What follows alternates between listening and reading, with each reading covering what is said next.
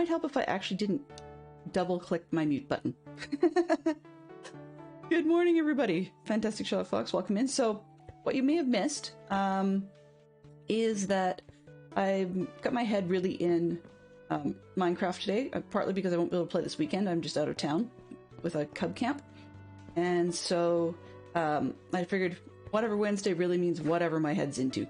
So it just turned out my head was into doing some more of this mansion and taking more of it down. So I figured, well, that's a whatever. So Wednesday is going to be that. And part of it is that I don't have a whole lot of viewers who come for anything other than the Minecraft stuff. So don't think too many of them will miss one day of not playing Minecraft. Part of it was nobody really seemed to have any preference on what to show, so I didn't feel a whole lot of remorse over making the decision not to play something different. I did continue taking some of this down yesterday, so we're partway through taking out the floor layer of the first major level. Well, floor slash ceiling, I guess, because that's why it's two-tone. Before you're trying to break the shulker farm. I'm sure I could probably aid you with that if you needed breaking things. It's still one of my fortes, is breaking things, but that's okay.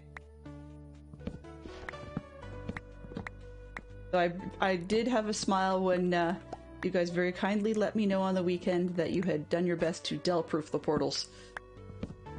And I've also discovered there's no way to Dell-proof a horse. I've tried, trust me. I'm just gonna take a quick pause and make your text just a smidge smaller, because this is a little bit large, I think. So let's see what we could do. Oh, and we're also getting a collision with what's going on in the chat below. So let me just shrink that up just a little bit. Teeny bit smaller. There, and I'm going to just drop a little bit of this down so that we can move the chat out of the way. There we go, that seems to be about right. And I'll just stretch it up again so we can see a bit of both. There. We'll go with that and see how it goes. Not quite as large for everybody else. Though mine's going to stay on the screen, whereas the game in-game chat will disappear. Ready.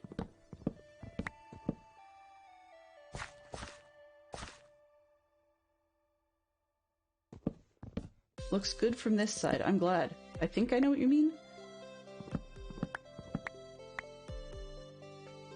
Yeah, something Arch mentioned to me yesterday about when he gets to have it fully muted, even if there's some closed captions on, it doesn't help him a whole lot because he only gets, for practical purposes, half of the conversation. So I figured, okay, well, you know, let's just give him the other half of the conversation. And he can decide if he really cared to be there or not, in terms of, like, did he actually miss anything? Because half the time he didn't. But on the other hand, I have yet to have reason for in-jokes that make it beyond the stream itself. So, the unintentional version of what happened in Vegas stays in Vegas. Kind of deal. But yeah. So, you guys did miss a little bit of me prattling on about, just because I was muted, prattling on about the fact that I did not realize just how big from the outside these mansions actually are. It's one thing when you're running around, you got, you know, adrenaline going through your system and so on, and you're trying to look for things going on inside the mansion. And anyone who was watching my stream knows I got incredibly turned around as per usual. So, so I didn't actually get a vibe for just how big this place is. Now that I'm taking it down, yeah, a little bit more in size than I had originally expected, but I'm okay with that, because, I mean, that's only part of... I've only got this much of a shulker monster going on so far, and it's going to get bigger. I'm putting away the shulkers that are full, but I've only had to put away one, I think, maybe two so far. And I'm somewhat organizing as I go, just to save myself trouble when I get back to the base to put things away. I'm still using my my oddball texture pack right now. I quite like the way it looks, but as I mentioned a little bit in stream yesterday, I will be turning it off, or actually probably switching to Faithful just during the build of the bookshop that I'm intending, just because that way I can build in colors that people expect.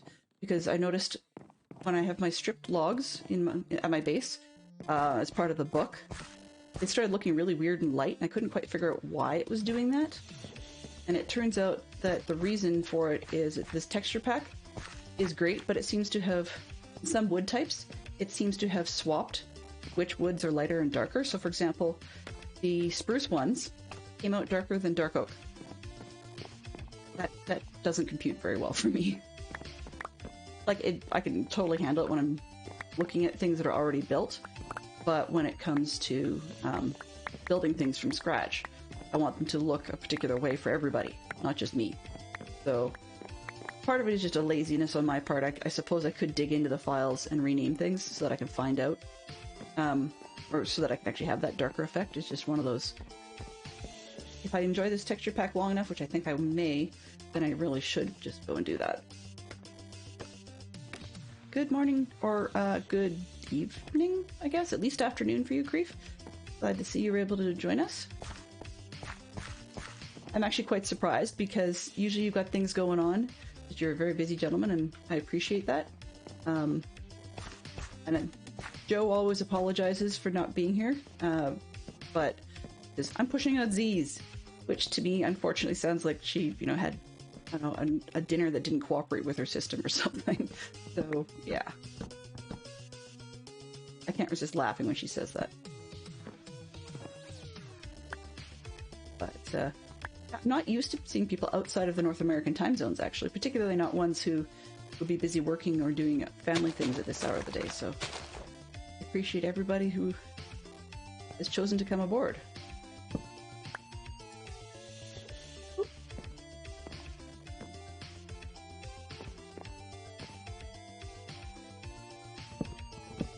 Let's try and not have everything despawn on me. Funny thing about being up here is I keep thinking it's later in the Minecraft day than it is, so it just feels really strange.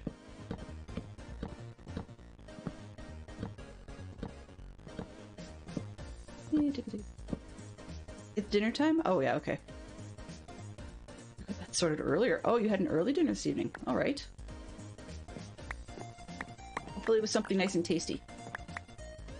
I am unable, unfortunately, at the moment to remember what is on tap for our dinner tonight. But I'm sure it's going to be something tasty, because Fantastic Sherlock Fox usually has a pretty good menu.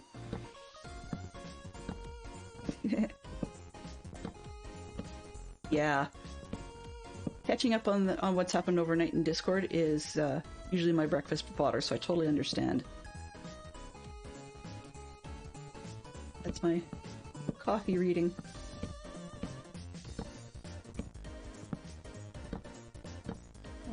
Okay, good. Just catching this window to see. I'm still every once in a while thrown when my bot says something and I see it on screen. Just because, or in Stream Elements or whoever it is, I think it's my bot that spat that out. Just because Peregrine's shoutout was busted for so long. And when I finally got it working, his welcome, sorry. So when I finally got it working, it catches me off guard as though it's an auto welcome in channel. So I just want to make sure I'm not missing people popping in.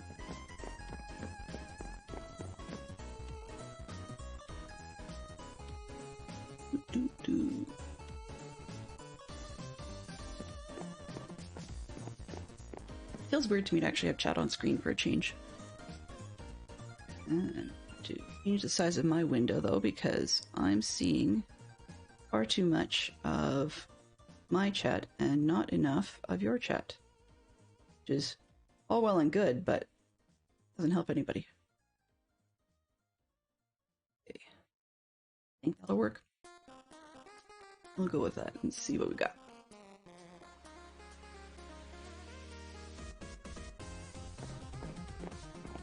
Of course, it didn't want to scroll for me. Right. Oh well.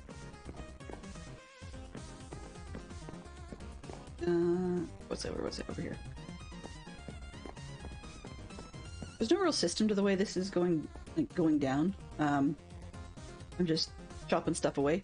And I found a lot yesterday that I was doing a very good job of chopping up from underneath myself and falling down.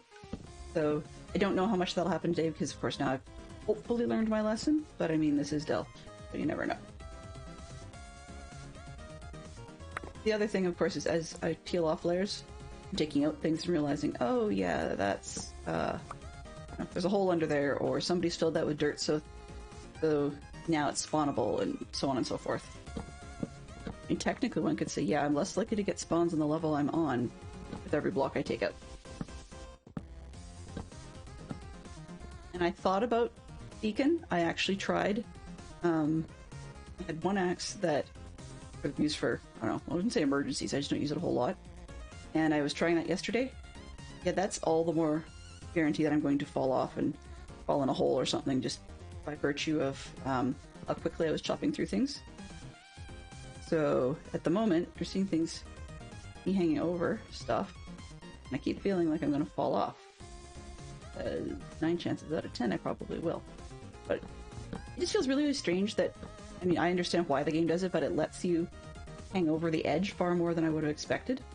And, so of course it's one of those ones where you kind of figure, okay, my pinky's getting sore from all this crouching, but if you don't continue doing it and go to stretch, then next thing you know, kersplat. Yeah. And that's the other thing too, is I crouch a lot when I play these games. Just I can avoid falling off, great, but it does make the whole process go annoyingly a bit slower. So it's about 6 of one, half does the other as to whether I crouch and run or whether I what do you call it? Chop off blocks as I go. Take this, grip the boat, and then I'll try going the backwards route. It just seems a little faster. Probably isn't, but it just feels like it. Chippity chippity chop.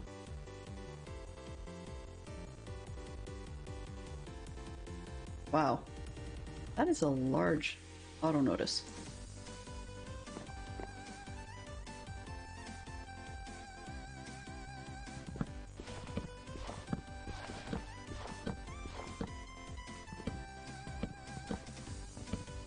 You know, I kind of wish you could crouch and run backwards, or at least walk a little faster.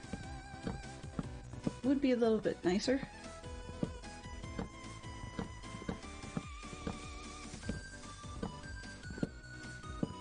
No, actually, it's not on our texture pack because we're on Java, but it is definitely. I'm using both a realistic textures based pack, in addition to using the Luma project shaders, or Project Luma. So they're doing a version of ray tracing, but it's not officially RTX. It's probably a branding issue, to be honest. But yeah, so that's where this is coming from. It's the ray tracing there, which has its pros and cons, because every once in a while, I mean, you get the reality effect of like things reflecting, then you can get the sun, you know, square in your face. And I had to turn off the Minecraft built-in clouds, because the real ones still go across the sky nicely, but the Minecraft ones tend to show up as big black blobs.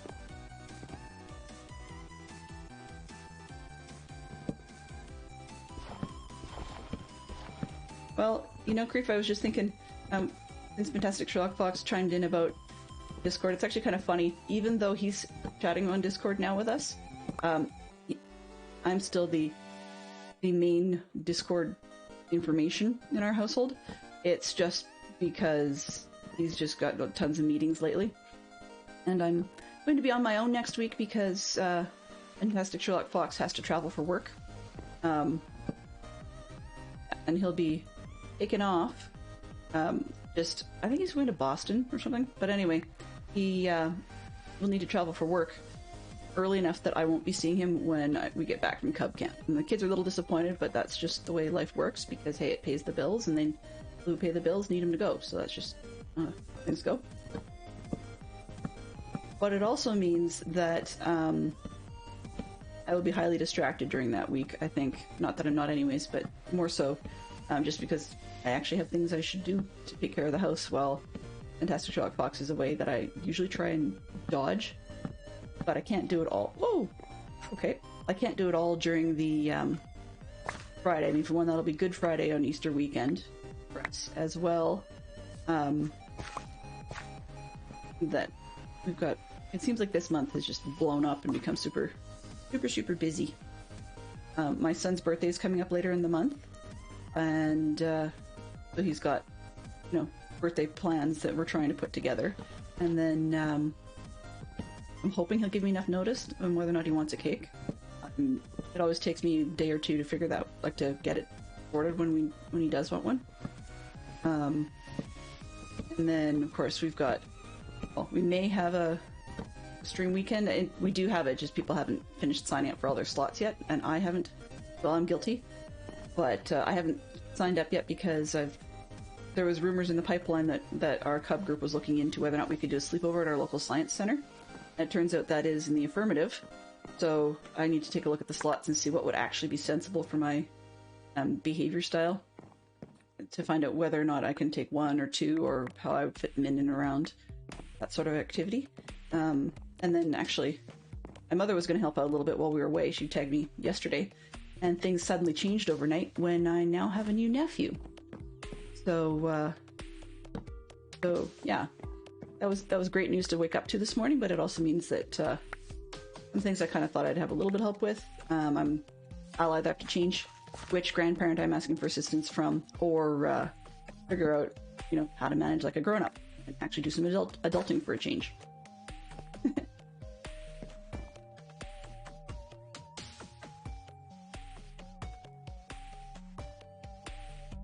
Yep. So it's been interesting. I can't say whether or not April's more busy than usual, but I would say as the weather picks up for April and part of May and a little bit of June, it just gets a little bit crazy at our house. I mean, for a lot of people, that's you know, gardening weather starts then, so that's May for you. Canada has their Mother's Day, or the UK equivalent of Mothering Sunday, happens in May for us. So that's always either I get spoiled, which is often the case, or we'll often host a dinner or something for the grandmothers, because of course they still are grandmothers, and we don't actually celebrate what North America calls Grandparents' Day. I mean, I think it's in September or something, but there's so much chaos there with the kids going back to school in North America and stuff that we just don't usually do much for that one. Might even be October. For us too, yeah. So we've got that going on, and then of course Fantastic Sherlock Fox has a birthday coming up at some point, and then in June we've got what have I got? Well, I have a gazillion different scouting things, because that's just the nature of North American summer weather. And then there's, what else we got? Oh, and then of course as my parents get older, as with a lot of families, then it's more worth celebrating their birthdays.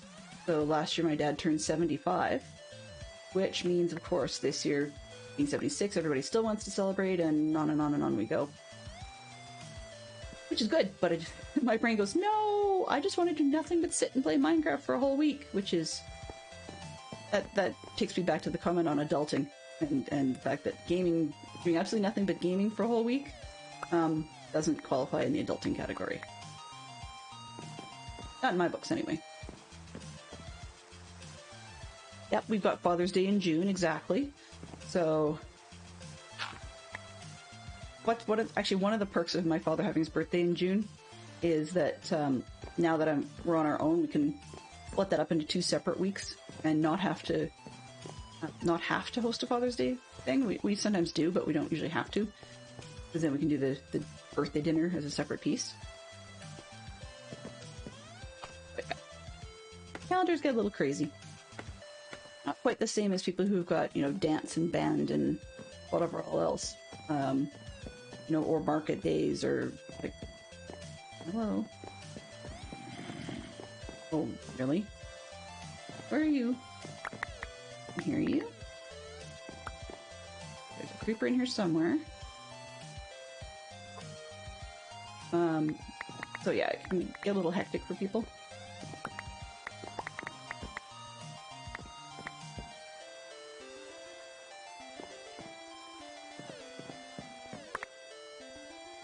Yeah.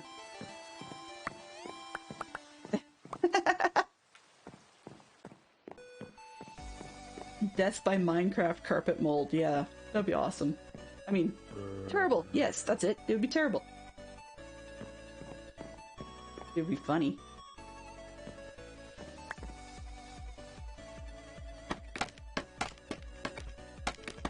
That's actually one of the other features I like about this particular shader set, is that it's got that cool little texture for the reflections and stuff that they put in for the carpets. Or not carpets, sorry, for the puddles. You can turn that on and off separately as well. But it's also funny because there was another shader pack, I think it might have been BSL, I can't recall for sure. But there was one where it had puddles was an option. You got something that looked kind of like what you saw here. But the difference with that version was that it still used the regular blue particle Minecraft rain. But so it looks kind of odd having these big blue blobs coming down, and then you see the reflective puddles that don't even look like the water in the rivers or the oceans or anything like that. So I just thought that was sort of an odd combination.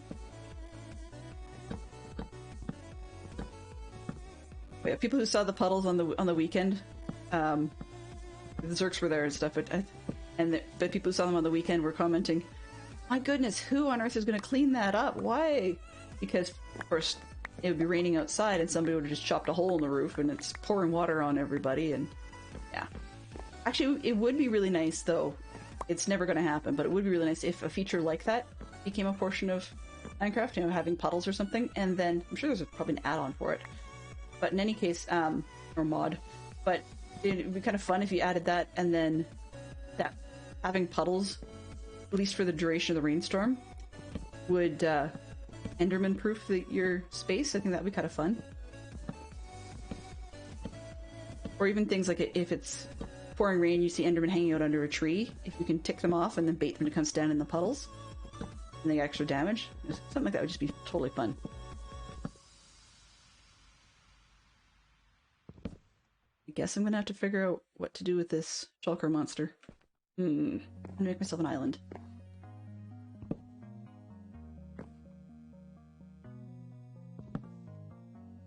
The mold! The mold! Our local industrial flood cleanup services probably would find it mildly amusing too. I wonder how long you'd have to have a dryer out for that.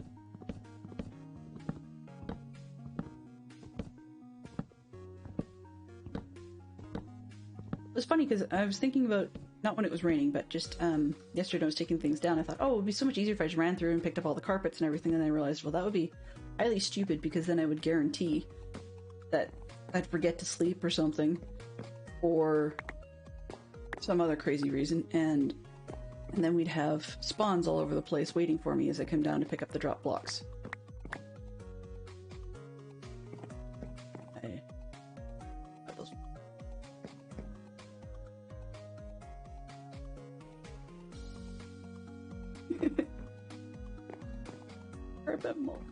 I don't know why, but that's going to stay funny to me for a while. I was also looking at it going, you know, the way these reflections reflect off the semi-realistic textures, then I keep thinking to myself, jeepers, it's been years since our floor's been this shiny. We've got dark, like hardwood floors, but they're stained a dark brown color, almost like a chocolate, not quite a wood color. But oh, that's not good. Yeah, so we've got ours almost dark, but the thing is that, of course, we got kids, and we used to have a dog, and so there was no way that we were going to be able to keep it nice and shiny. I mean, of course, you vacuum and you mop, right? But unless one's regularly waxing to fill in all the micro scratches, there's just no way it's going to stay that nice.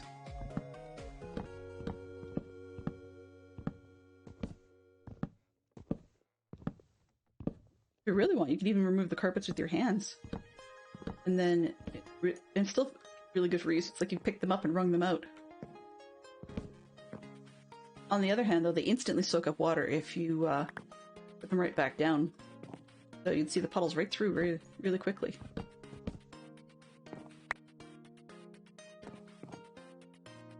But I mean, somebody suggested once, well, not once, many times, but once I read recently, about potentially taking carpets and being able to stack them like snow layers. I mean, for me, the obvious usage for that would be maybe doing pixel art of some sort.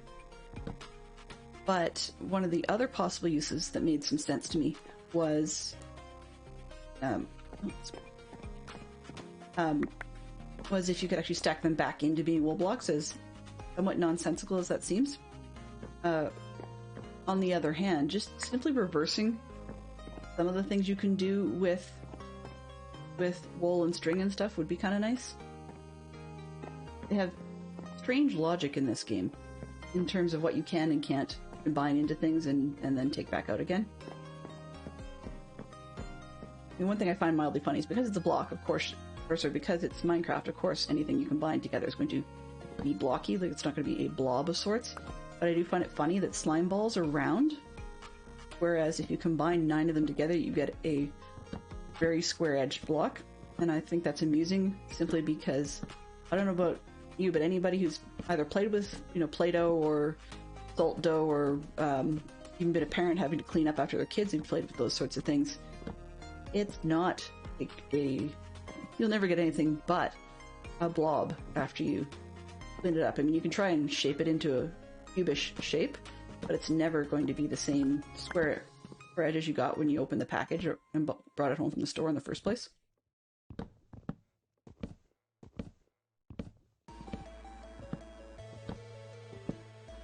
Yeah, snow becomes snowballs and 4 of them make a snow block. And yet at the same time, you can still put down snow layers, right? And you can stack the snow layers as much as you like. So pixel art wise, it would be really nice if we could actually do flat layered stuff. I mean, there's a lot of would-be nices. Things like if you put stuff in a frame and then you lay that frame, or even if you put the frame down first, say you put the frame down on a horizontal surface, it'd be really nice if things like carpets didn't stick out of the frame. I don't know why they ever thought that people would want their carpet to be perpendicular to the frame.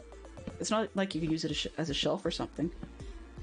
I've tried. Yeah, I've tried. Like, it actually would look pretty cool, maybe say for a candle or something, if you had a frame with a carpet sticking out and then a candle hanging up, or sitting on the edge of the carpet or something. A little ledge. That might look neat, but no, they didn't do that. And then, so if you're going to do, as I discovered in my carpet shop last season, of course, if you're going to put the frames down, then you've got 3 little carpet chunks sticking up. You're actually better to put your hunk of carpet on top of the box. Yes. Yeah, why you can take string and turn it into wool is beyond me, because I don't know about you, but I don't think, aside from Wallace and Gromit making a sweater for poor Sean the sheep, I have never seen anybody successfully, take string and turn it into something that comes from a sheep. Like, it's very backwards. You can take fleece and turn it into yarn in real life, but somehow in Minecraft you can't do that, yet at the same time you can take your, in essence, yarn and turn it back into a fleece. I get that some people joke Scandinavians can be a little backwards, but jeepers creepers, man.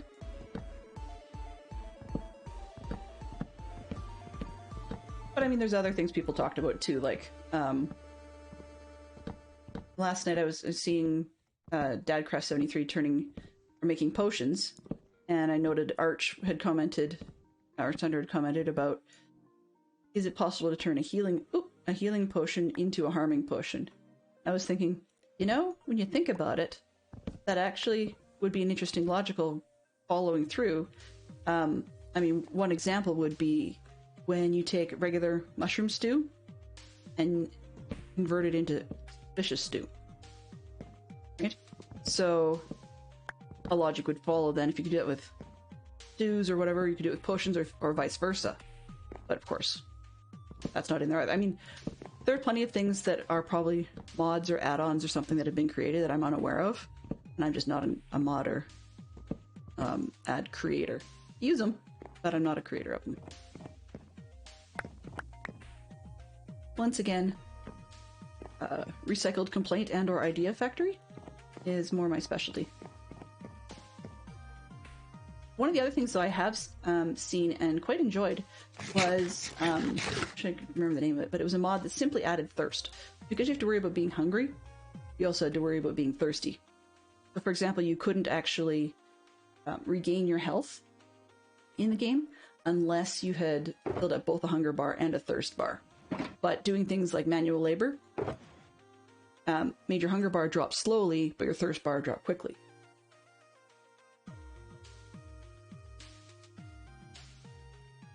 Animal pharmacology.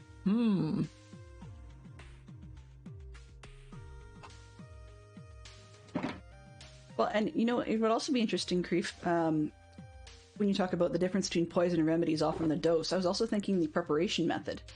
So, for example, it would be kind of interesting if things like, say, a raw pork chop makes you sick, but a cooked pork chop would not.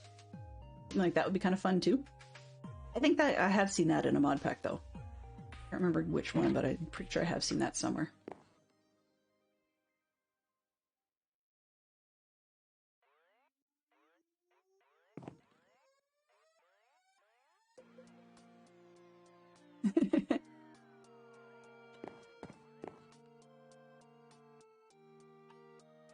Probably head down there now that I've got...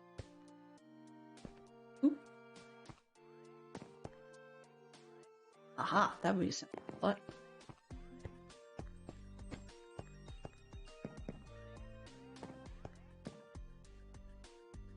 Nope, next room over. Guess I could go around the corner and just delete.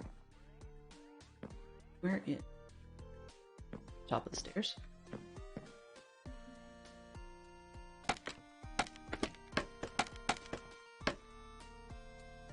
Oops, got through the roof if you're in the roof.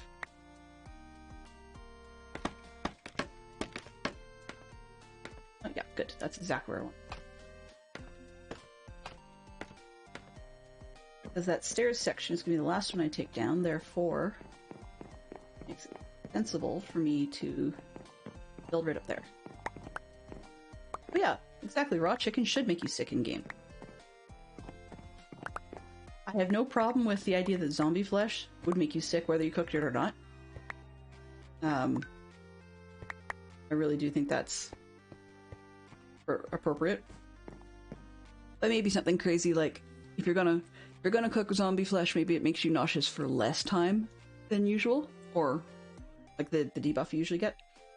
And that would be kind of fun to play with.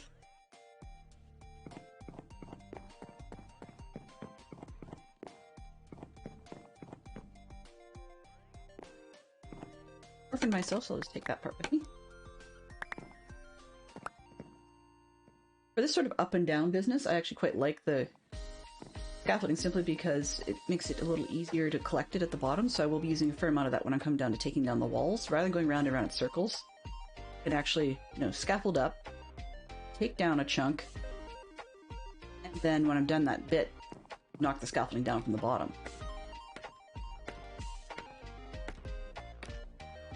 Alrighty. Here we go.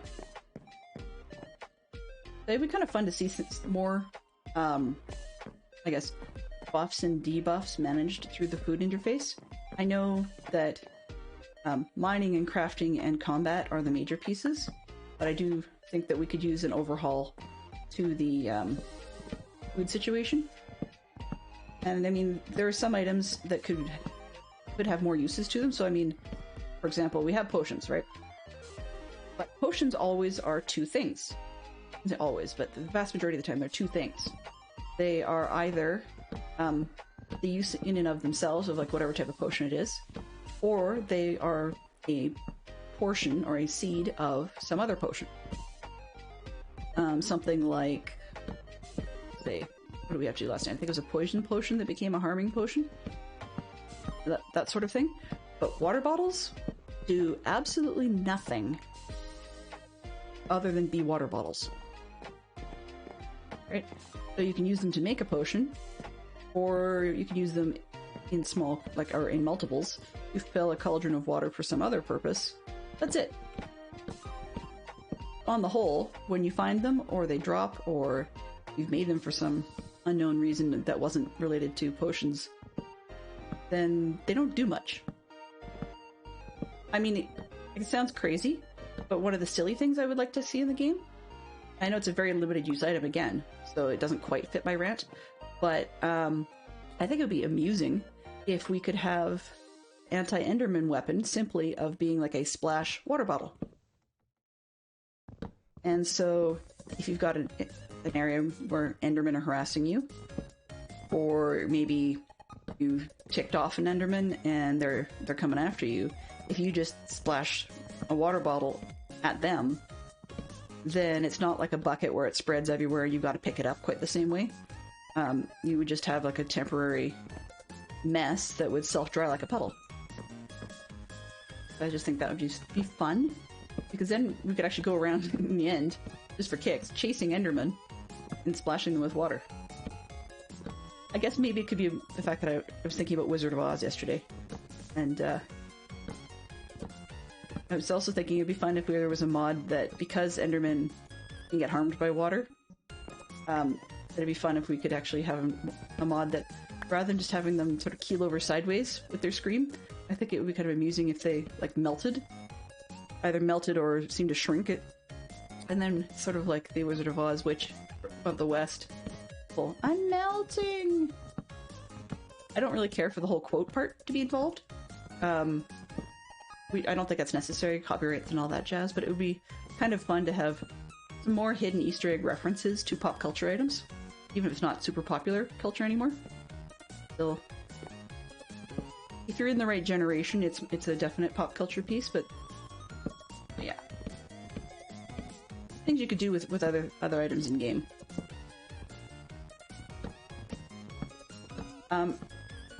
Like Fire Tick, I think it'd be also fun if there was a further setting in game where, like Fire Tick, if you have the ability to be able to turn things on and off, then it would be fun to have a toggle where we could toggle on additional gravity.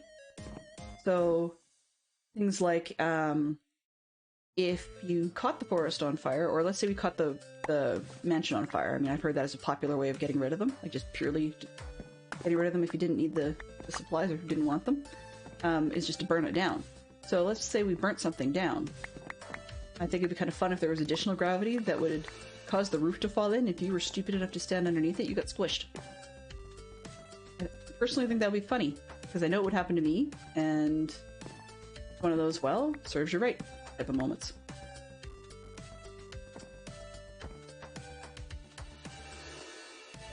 Wowee.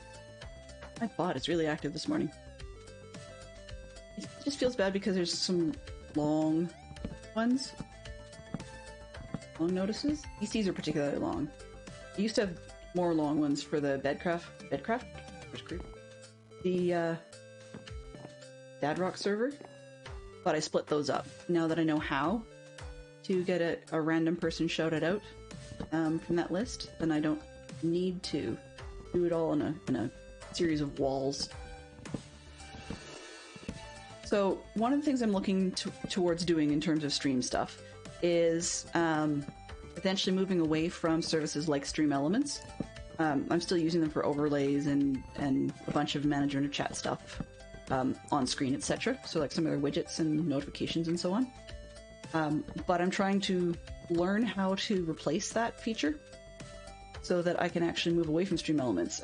Poor Stormy, huge Stormy Owl last night, had an issue where briefly Stream Elements went down. Like as in, you couldn't get to the web page, and once that part came up, the logins were still failing, and if your login hadn't expired, or you managed to somehow log in, then you got a page not found error. But definitely all the overlays were failing, and all the sub widgets that they were supposed to be doing. So anybody who was streaming at that time, things just disappeared. And that's the sort of thing where, when I was on my laptop, it was nice to be able to have overlays and so on taken care of remotely via like browser sources and stuff. But now that I'm I've got a machine that can handle doing it locally. I think I'd like to try and wean myself off of that so that, in theory, if that sort of thing is going to fail, it's because my whole system has failed. On the other hand, I mean, I've also got the ability to break things individually, but I've got more power to try and fix them. So, you know, one of those 6 of one, half dozen of the other kind of things. But I felt bad for Stormy because she had to go live last night to start with no overlays at all. Zero, nothing. Because because Stream Elements just wasn't functional for her, and then it came up partway through stream, which was great, but I just don't want to have to see other people deal with that, but also I just don't want to have to deal with it myself.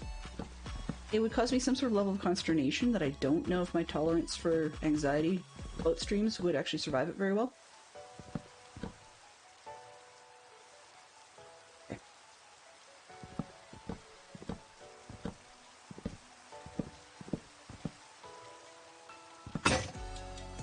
Oh, that was perfect timing. I was starting to wonder where the other side of this particular layer was, and where was my sort of end for this strip, and very convenient that it just so happens to be the same place that pretty close to the same place my axe just broke. Okay.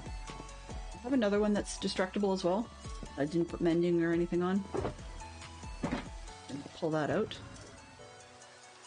So this Unbreaking 3, Fortune 2, Efficiency 3, I did not actually have to enchant them that way. That's what came from my traders. So, I mean, hey, why argue? I'll take it. I mean, it would be nice if I stumbled over a trader that once in a blue moon would actually give me free enchanted stuff that way. That actually has, say, Silk Touch. But I mean, Fortune's nothing to sniff at. Particularly when I'm doing trees and I screw up and I hit the leaves, at least I'm more likely to get a sapling. Dark oak wood hates me when it comes to the number of saplings.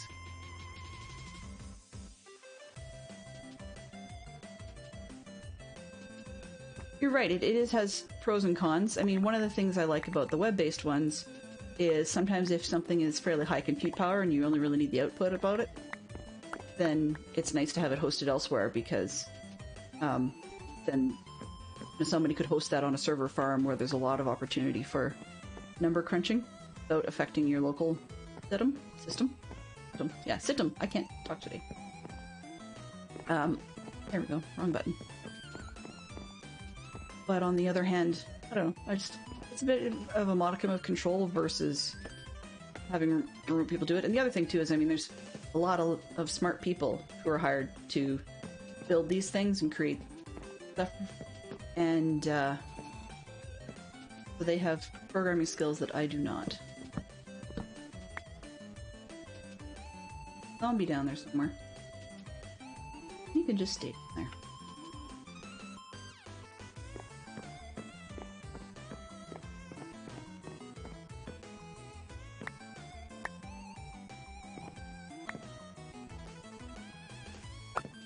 Ah.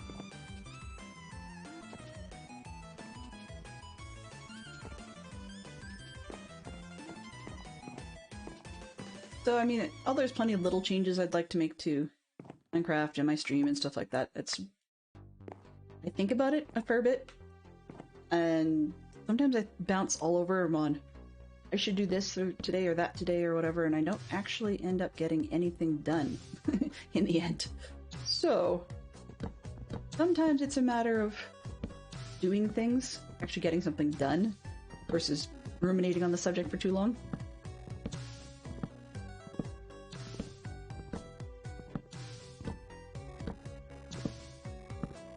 One of the things I've realized that wasn't easy to do via Stream Elements, because I was using their chat notifications for a while.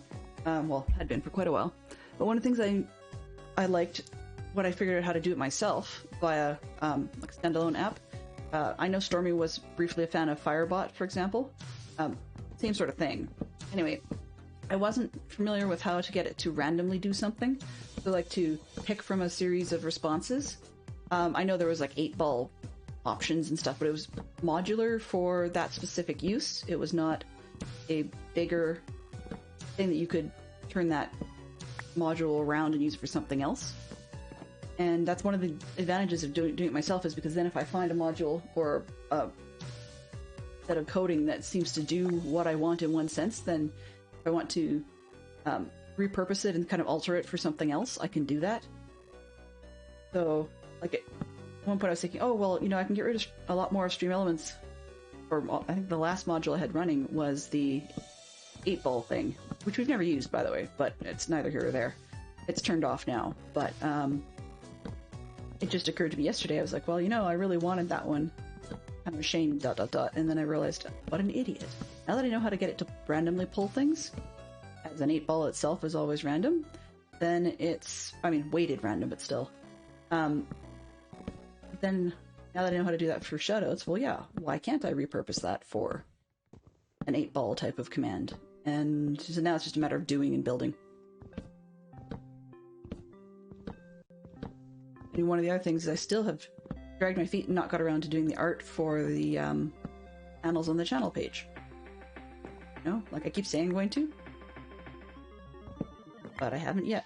And it's not even that complicated or exciting. And then of course I want to figure out some more emotes for my channel, because I mean, at the moment I don't have the follower emote ability. That's one of those things you've got to stream for what, days or something after, like, once you become affiliates, 60 days worth of streaming, and I haven't got there yet. But as you guys are no doubt aware, it's fast approaching, which means that I'd like to have emotes that people want to use that aren't necessarily always the defaults. They don't have to be necessarily from scratch, but I don't want them to be like any of our favorite streamers that we all follow anyways.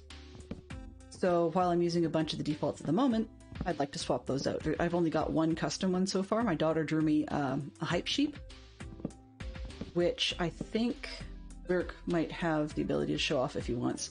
But it looks... it says hype across the front.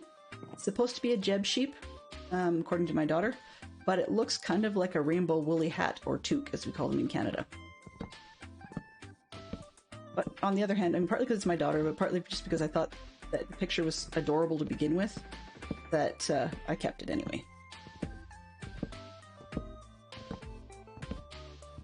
And the stream stickers, I had them for free for a while. I like that mod, or not mod, that extension through Twitch. But then I realized, you know, people don't really know they're there unless I let their crazy chat notification bot spam everybody to tell them it's there, or B, actually have the sticker party thing up. But if I wanted the bits to be free, then that sticker party thing can't be used. It's like, well, okay, then I will just basically, I had the choice of either shutting it off or reducing everything to, like, say, 1 bit. I mean, that's what it is right now. It's 1 bit, but it, like, it's, once again, I don't know if I'll keep it or not. We're still early days and may experiment with it. I mean, that's another one of those I could do things, so it's in with the art category. I could even do my custom notification. So that... Exactly. So I could do a custom notification so that people know they're there. And that's the hype sheep, actually. Beautiful sticker. Anyway, where was I going with that? Oh yeah. But it's one of those things where it's, I could do my own little thing and then have it stick up in the corner and be like, beware, this exists, and then make them all free again. But it wouldn't make any difference. You know, so it becomes a list of managing priorities, and I'm not very good at that. And a lot of that managing priorities involves the comments about rumination, so I'm, as I did mention on Twitter and Discord on Monday, my brain has been all over the place thinking that I should do X, I should do Y, I need to do this, need to do that. And I did absolutely nothing useful in any of those categories on Monday. So, yeah. But, you know, the world is what it is. And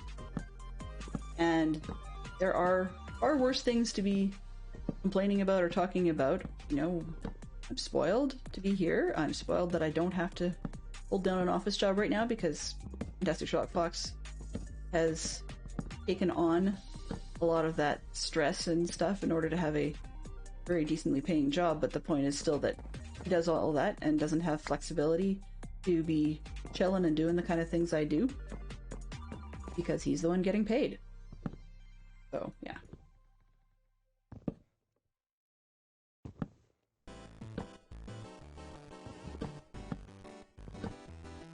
Kind of funny because after DC streams, we were looking at things like reviews of office chairs on YouTube, which I'll tell you is not an exciting category to be watching. We both needed to, but yeah. And then we were trying to watch reviews on sleeping bags and sometimes like for kids. You know, finding sleeping bags for youth that are like, you know, 9 and 11 years old, or almost 9 and 11 years old. If you try to look on YouTube, no, you'll see ones for like your munchkins. It's just not something easy to find. And so most of them are like, well, my kid slept well in it, but then again, my kid sleeps well on the floor with a blanket.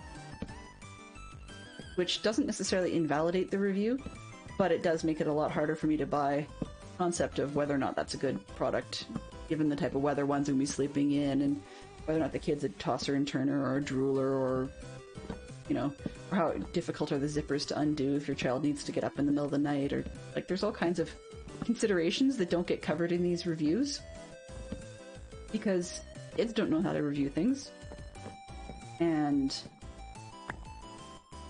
parents do things, but they're not always the details that everybody wants to know. The other thing is, being in Canada, we see tons and tons of reviews and stuff for not necessarily every product we want, but in general things that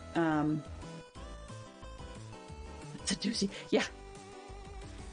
They had 8-year-old reviews sleeping bags, and there was one that we watched, and it was kind of amusing because they actually had an 8-year-old going in, and it's like, it's a bag. I slept in it. The zipper was good. It was warm. And that's as far as he got. And then they went into like the tail end of what appeared to be a more canned ad, but basically it was just like the advert from, I'm assuming, his parents, who were obviously trained advertisers. And so you couldn't really learn much from that. And it was probably like, hey Bill, does your son want to come into the office this week? We could use him to review some kid stuff. Sure, Frank, that sounds great. How about Thursday? You know, it's one of those sorts of days.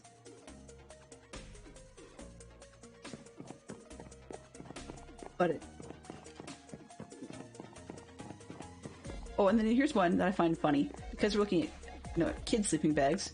Apparently some parents seem to figure that it's incredibly important to tell you whether or not your sleeping bag can be washed in the washing machine. Because apparently there was some sort of assumption that, you know, if you take your kid camping, they will wet the bed or they will be sick on it or something. And it's like, I don't know about you, but by the time you've got a kid who's starting to reach, you know, not that far off of being a preteen, I'm certainly hoping that they're beyond wetting the bed in a sleeping bag. So, people reviewing sleeping bags? Yeah. And the funny part was that was even included in some American reviews for sleeping bags that parents had purchased for their Cub Scouts. Like, I don't get it. I just don't get it. On the other hand, if I hear anybody have to pronounce the... I'm going to spell it on purpose because I don't want to mispronounce it, and you'll understand why in a second. But if I hear anybody have to pronounce the American Scout group, that's W-E-B-L-O... I think it's W-B-E-L-O-W-S, I think? Webelos or something like that. The number of times that we've heard it pronounced as like "we blows," as though that second E isn't there. And yeah. I was thinking, well, you know, that says a lot about the quality of your review. Not only did you not do your research to figure out how to pronounce it properly, I get that if it's not from your country, that's a whole different thing. But still, you can't figure out how to pronounce your target audience's group name correctly. You probably shouldn't be saying it. Or you're not going to get much in the way of people buying your sleeping bag. I mean, when you hear that one pronounced as "we blows," then it's like, yep, so does your review. Yeah, most people I hear pronounce it Weebelows. Weebelows. I've heard it Webelows as well. It was a Midwest, I think it was. Neither is really right or wrong, it's an is. But then again, I mean, if you say Cub Scouts to the Americans, they're like, oh, yeah, well, how old's your kid? And they give you a funny look if you tell them what your kid age is, because as I understand it, the Americans have sub-split Cub Scouts into Tiger and something else. And so it just confuses me, but that's fine. But just up here, we just say Cub Scouts because we have Beaver Scouts, and then we have Cub Scouts, and then we have Scouts, which is kind of funny because we call them, some people call them Scouts. Our group jokingly calls them they're Scouts, or Scout Squares. Just, they think they're funny. I don't know where that came from, but anyway. And then after that, we've got like Venturers, so which I think is headed up towards Eagle Scout age. Yeah, Wolves, Bears, and Tigers. Okay, so, but how many years would that program have been, Zerk? Like up here, we have a 3 and 3, so 5, 6, and 7 is our Beavers, and then 8, 9, and 10 is our Cubs. Okay. 8, 9, and 10 is our Cubs. And then Scouts for us has become a 4-year program recently. I don't know why, because, yeah, that's at the age where, of all things, you would think that should stay a 3-year program. And maybe extend Adventurers, the one after that, by a year. That probably would have made more sense. But there's a lot of decisions made at the upper levels that I don't always necessarily agree with, even though I still think the program and what people are learning is really sound, but or the policies and procedures and breakouts don't always agree with me.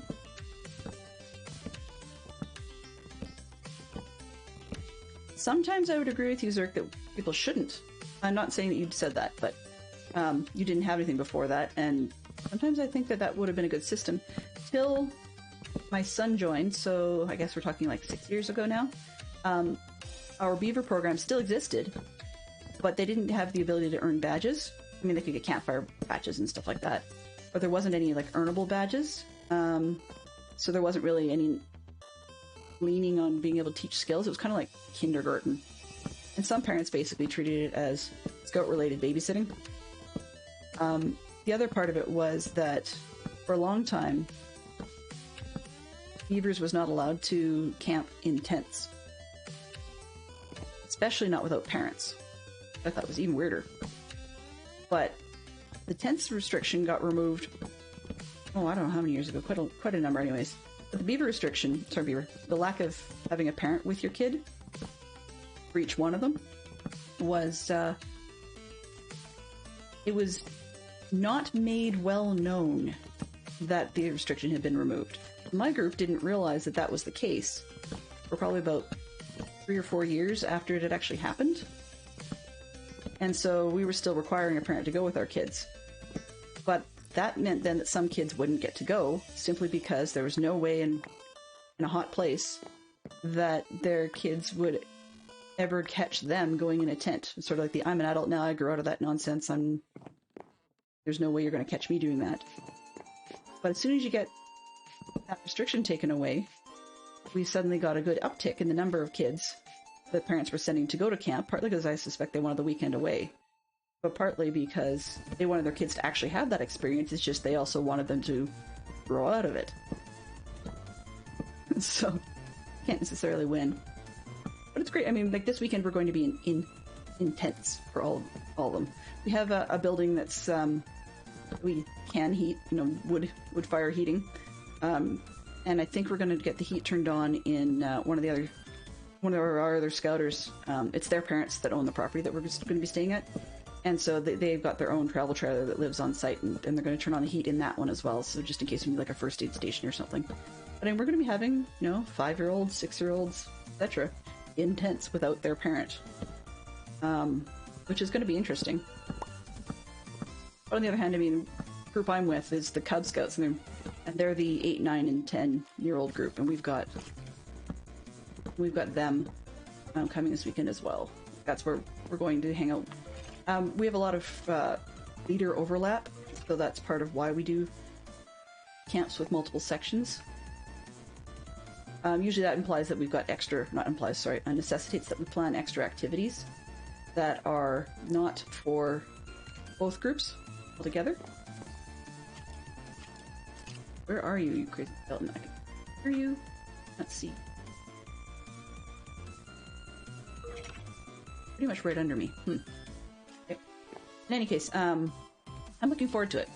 I think. I like spring camps, is provided everybody's warm enough.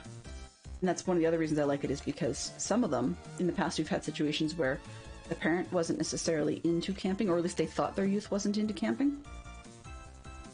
And then after the kid comes home from camp, so this is fantastic, we've got to do this as a family, then the parents have the opportunities to go and spend parts of their summer camping.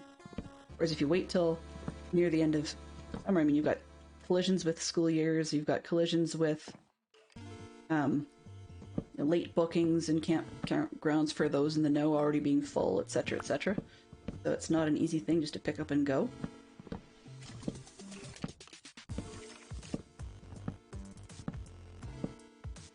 I think I'm just gonna have to go deal with those skeletons, because I'm at the point where we've got enough wood down there that it's probably gonna start despawning if it hasn't already.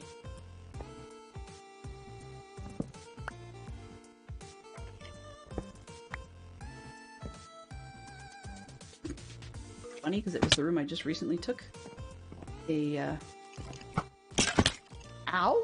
Okay, well that wasn't what I expected. Hey Skelly, where'd you go?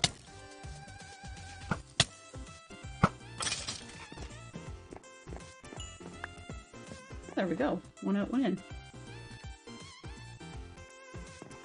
So yeah, but that's, as you can tell, that's been on my mind a little bit this week, because we have to go finding new gear for my daughter and stuff like that. It's time for her to get a warmer sleeping bag. Yeah. That's why all the sleeping bag reviews and stuff. And then it also happens to be the year that my son will be moving up to his next level, which is fantastic. I'm pleased with that. The flip side of that, of course, though, is that it means new adventures such as backpacking, which I'm looking forward to. I haven't done that in a year, though, so I'm super out of practice. Not to mention very out of shape. We'll be honest. I mean, there's a reason there's an avatar down there. Mostly for confidence, but yeah, there's that. But also, the resulting effect, though, is because we're very out of practice and out of shape and whatever, then that would be a whole new equipment purchase. Oh, where'd you? Aha! Come back here. Come back here.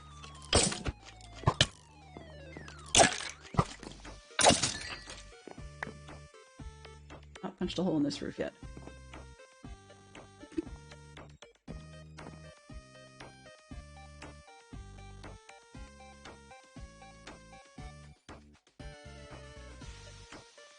This is why I'm like, I did need the dark oak, and you know, more wood's always helpful to have. So that's part of why I came out here is that while I could cut trees down, and as I mentioned yesterday, Joe has plenty of tips, tricks, and suggestions on how to do it fast and effectively. If I'm going to be doing it this way is a lot more appealing to me and probably you guys as well than watching me chop trees for hours on end. I mean, I could argue that, wow. Okay. Sorry.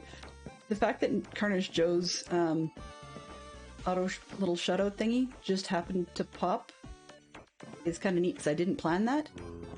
I can build it to do that, but I didn't, so that's why I thought was kind of funny about that, is mention her name and she just happens to showing up.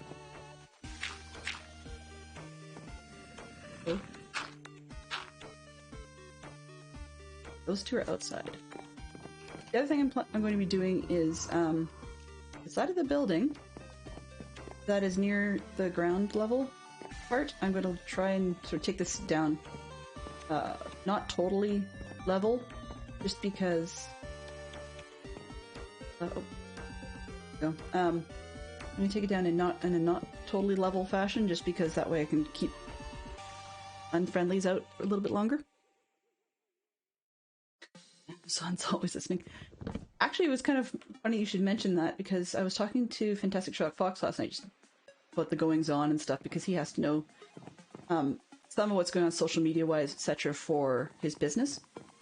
Just because people tweet about stuff that they're doing or not doing and so on.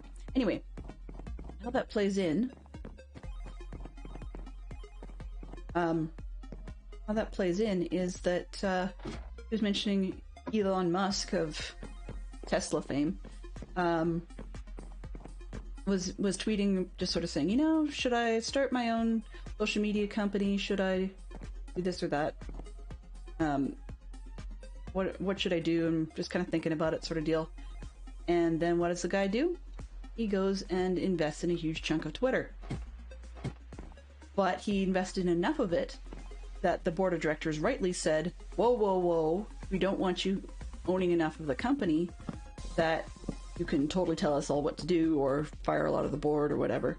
So we will give you a board membership position, provided that you basically make a promise that you will never, ever buy more of the company.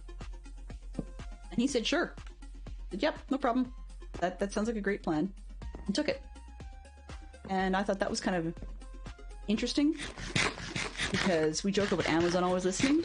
Now the next thing will be, well, maybe Twitter's always listening, or maybe Tesla's going to be listening, or next thing you know, SpaceX, or like, I mean, it's kind of funny how we're getting to everybody's always listening sort of categories now.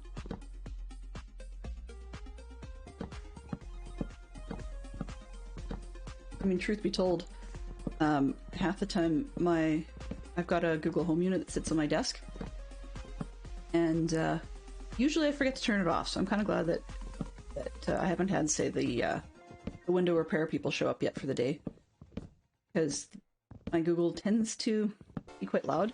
They've made a mistake, and I think it's the same mistake Siri has made, where the level that you want to play your audio at, for example, for music or podcasts or something, is not independently adjustable from the audio notices.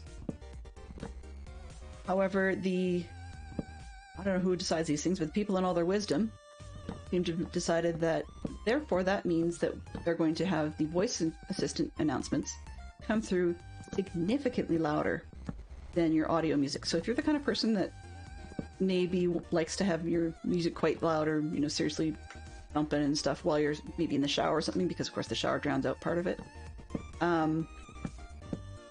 that's making an assumption. You've got, you know, a smart device in your bathroom. Not everybody does. We're weird that way. Anyway, but let's say you're doing something like that. Then the voice announcement will basically knock the socks off people next door if you try and ask them for, like, the weather report when you get out. Or Siri's horrible example is, I'll be listening to a podcast quite comfortably, or music quite comfortably, and then a notification will come in and Siri will try and read it out loud, and I feel like I've just about gone deaf. But you can't adjust that independently. If you adjust it so that the announcer's not too loud, then you can't hear the content you were intending to listen to. Even when you've, within the program, told it to be full volume. Assuming you don't have a program that's taking over the overall volume, like Spotify within an iPhone does take over the full volume, so if I crank it on my phone, then that actually will make the overall volume for my phone louder. I can't just do it saying, oh yeah, make the feed on this particular app reader. So. But when everything seems to have ears, it's kind of creepy. I turned my first name starts with an S and ends with an I, and I mean, I may have accidentally spelled it a couple of times before, so some people may know, aside from Fantastic Sherlock Fox. But the resulting effect is sometimes when talking to me, calling me by my name, my phone will pick up. So on my phone, I've turned off the listen for the Siri virtual assistant all the time. The other reason I turned it off was because we'd be having a conversation and something would happen, and my response is to say, no, seriously? Which thing, if it's listening, often would trigger, and then it would start to verbally respond. It's like, no, I'm not talking to you, go away.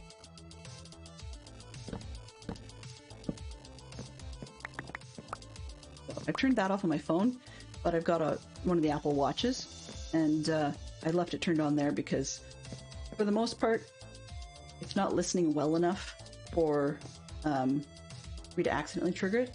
In that case, you'd have to pretty much hold it up to your face and then say it, so it's just really a button-free way of triggering what would be already there anyway. But yeah, so I turn that on, or turn that off, but it's always listening, you know? And even when companies say, oh, well, we're not really going to do anything with it, you know, we're just using it for, like, analytics or whatever to try and improve our service. Yeah, it spoils your search results with any related services. Or it looks at what you've been shopping for, or what you've been recently putting through the keyboard on the device. So Google has their own fairly nice keyboard app that you can put on iOS devices, for example, which is great if there's, you know, custom words you're regularly using or something. And they also tend to update with buzzwords of what's been in the news lately or trending. And that's all well and good, but then you start realizing if you've used that keyboard, then when you go and look for your Google search results later, the auto suggestions are all messed up because they look at the words you've been using in your keyboard. Like, well, who said you could have that information? Technically, you did, because we, you know, used the service. I mean, there's something to be said for the concept of single sign-on gone awry. This isn't just single sign-on, this is also appearing to be more and more single consent. And truth be told, part of it, some people say, well, yeah, but it's all there in the agreements, and we say, who reads the agreements? And it's not because, for myself at least, it's not because the agreements are boring or uninteresting or it doesn't have interesting information or it's a lot of stuff that has nothing to do with me. That's great. You know, I understand that needs to be there. Flip side of that, though, is does it need to be all in one specific document that is not separatable by, like, non-clickable buttons? And that would be kind of nice if we could actually see the agreement to do with what's going on in your search, or see the agreement to do with what's going on in, you know, your email or something, such that then when I read it, I only have to read the bit that's actually relevant to what I care about. Because when the thing gets to be, you know, 50, 60, 70 pages long in that ridiculous micro font that they're always written in, particularly on mobile devices, computers are bad enough, then you end up sitting there for a really long time, probably giving yourself a headache because you can't read the font size, when it's fine for everything else. And they basically make it so that they can put things in there, at least I think they make it so they can put things in there so that their backside is covered, but on the other hand, make it unpleasant enough to read that they can put things in that people won't read. They can just sort of assume that there's a portion of the population that won't read it. And then they can say, well, you agreed to such and such because it was in our terms of service. Or they, you know, then you kind of, you know, but you don't know, I guess you could say. Similarly, the terms of service situation, when they make a change to the terms of service, some companies are getting better at it with nag emails that we get sick and tired of and sometimes note as spam because they nag so much. But with terms of service changes, some companies still don't notify you very well about the fact that the terms of service have changed. So if they're not forcing you to re-agree to it, then you're not always aware that something has changed. Now, nag emails saying such and such has changed. If you continue to use our service past this date, you're automatically agreeing to the change of service. Well, that's great, but there are reasons that it doesn't work. Anyway. The walls have ears. Although I did think it a little bit sad when I discovered that people get notified about other patrons that their person that they're supporting on Patreon has in turn given their subscription to. I think that should be, like, sharing that information should be at the discretion of the, like, first person. Case in point, or example in point, is Dadcraft73 got a bit of a surprise that he didn't know about that feature. In quotes, of course. Feature. He didn't know about that, and so when Arch Thunder commented that he got an email, and many other people did too, commented on it, I mean, got an email basically saying that Dadcraft73 has chosen to give patronage to some other 3D printing related thing. And I saw that email go by and I didn't think too much of it. But apparently DC doesn't have any control over whether or not he shares that information to his patrons. I mean, by simply the fact that he mentioned it, I assumed Arch was a patron. We all have to be on these servers. But it was one of those things where some people who commented on it, they don't play on the servers, so I didn't realize they were patrons. You know, that sort of thing. But even so, I mean, I think that people like Dadcraft should be given the choice as to whether or not they feel it's appropriate for their other patron subscriptions to be advertised to their patrons. Because, you know, DC's all above board, but there may be patron people that where they choose to have their content be something that some people might consider a little on the sus side, or a little bit on the uncomfortably adult side or something. And that could actually hurt the initial patron. So, I mean, for example, if he's buying miniatures from somebody who does 3D printing, which isn't DC's case, but I mean, if that was something he was doing, let's say someone may go, oh, well, I'm all in for your Minecraft content, but my goodness, buddy, if you're playing with action figures, I don't want to be your patron anymore because I think you're immature or something. And I don't really think that's the case, but you never know. And so it's kind of like, well, if the patron doesn't have control over that, then maybe it should be made more clear to them that they're choosing to take that sort of risk by either joining another patron or even being a part of the Patreon system themselves. So yeah.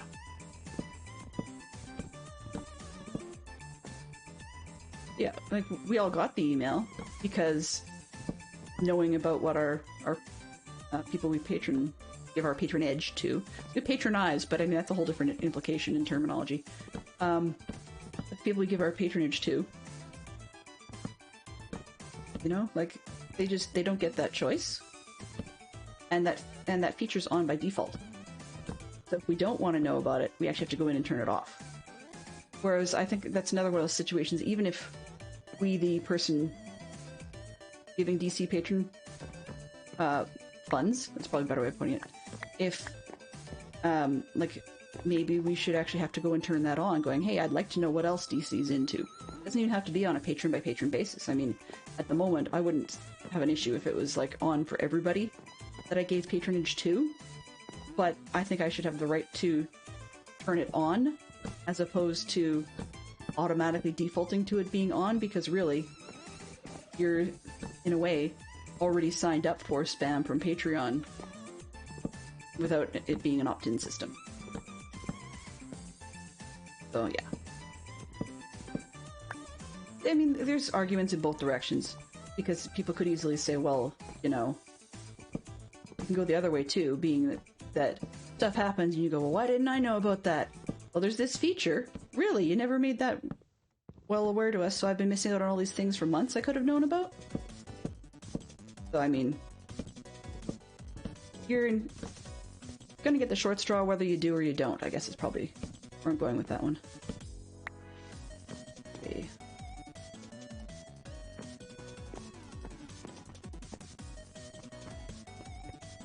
Funny, I'm using a playlist I think is called Chiptune today, which is sort of an 8-bit type of deal.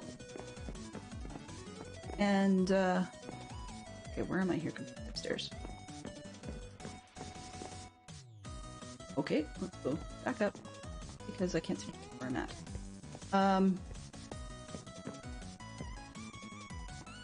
Oh, okay. Left.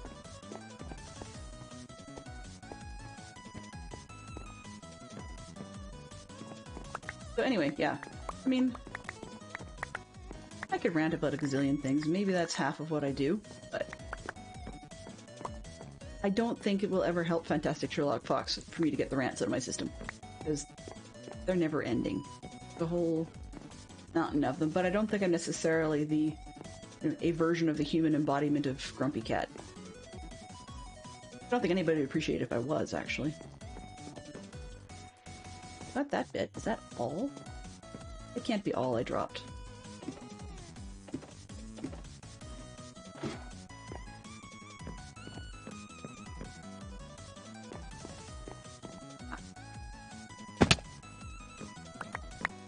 The answer is yes. All that didn't despawn. Oh well.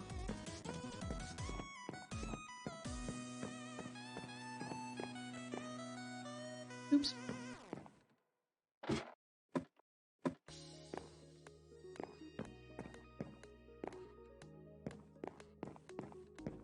Ah, there's more.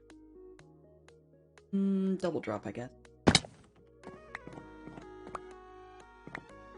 Yes. These aren't exactly hidden rooms, but oh my goodness, do I hate these ledges now. Because I've had a few times where I've gone to go pick up stuff from below, not having gotten to this part of the roof yet, and yeah, that's where all the mobs were hiding and they dropped down on me. Alright. We're virtually ready to start taking this sucker down. We need that piece. That's up there.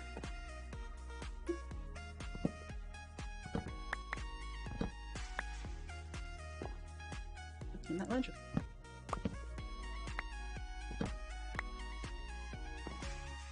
Yeah, that's the first time I've ever seen something like that from Patreon. I've seen it from other services, which makes me kind of think, if this is the first time a lot of people are seeing it from Patreon, that suggests that Patreon did a really poor job of advertising the existence of that feature, especially when it's defaulted to enabled.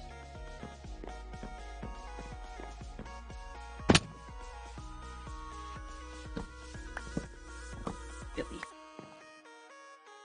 So that's something that they could work on, I guess, a little bit better at their jobs.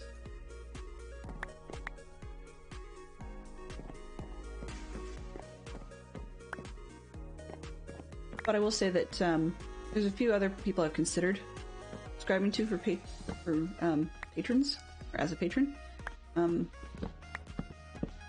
nobody else directly Minecraft related.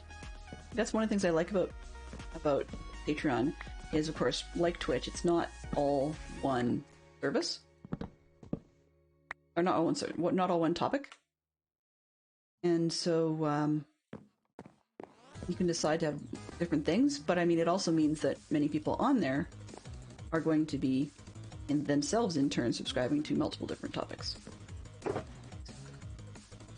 That. Done.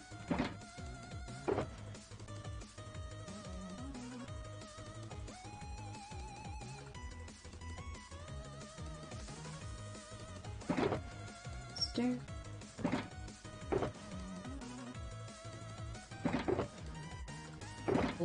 Random.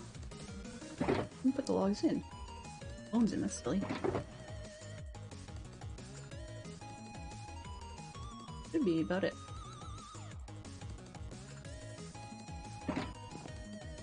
Start bringing this stuff down.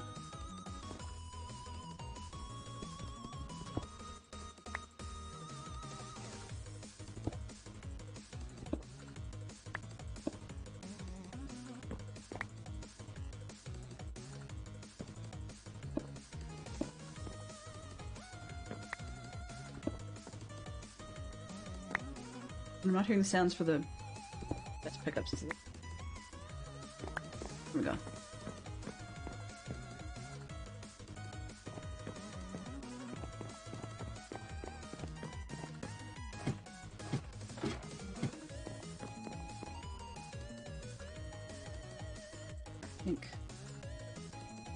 I get going through the wall. I get you don't want things to follow you.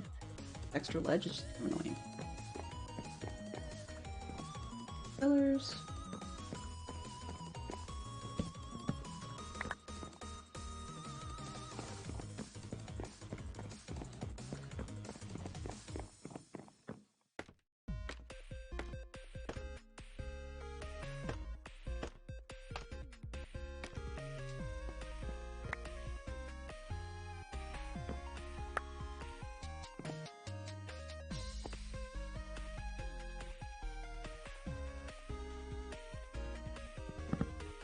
Down.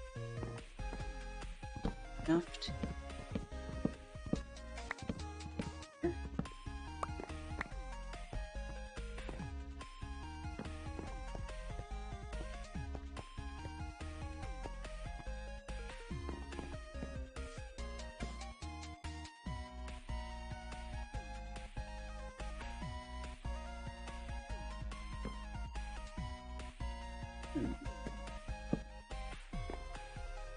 Make it all obstructed. I'm good at that.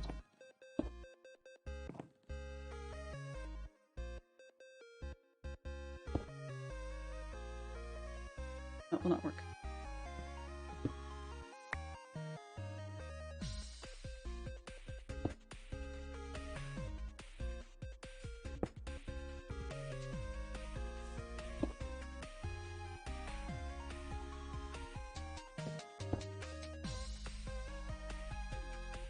Thank you, Mr. Sleeper.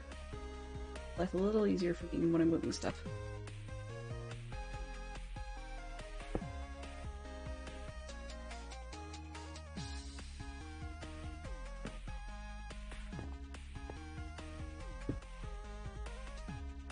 Actually, that wouldn't be a bad spot for me to camp it out in the first place. Take this down. Sounds like a solid plan. Hey, once I get this part down, you can have it. That's fine. I'm good with that. Get all these... That. Too bad. That's... Okay. Yep. That's not too bad. Alright. That's annoying.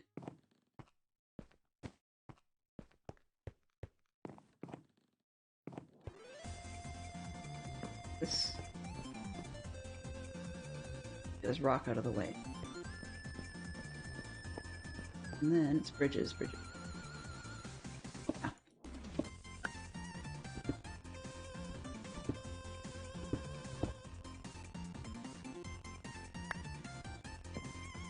So at the rate you build Creep, you could probably have one of these things down in a day or two. I mean, somebody had suggested to me, why don't I just simply run around, just falling off stuff, go willy-nilly smashing things up, and then take down what's left. As in, like, then go up and deal with little patches left in the sky like tree leaves. So, I've had multiple different suggestions. I mean, maybe that would have been a faster way to do this. Maybe it might have been a less disorganized fashion. Possible. Oops. I might actually despawn fewer blocks if I did that. I will once I can actually reach the height of some of these walls. But prior to that point, I'm sure I want to be chopping everything down in a way that I can't get to.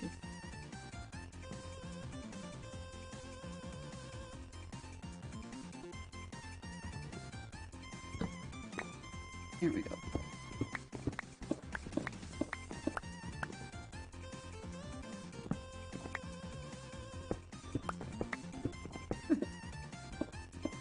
Plan. I shouldn't be as amused by that as I am.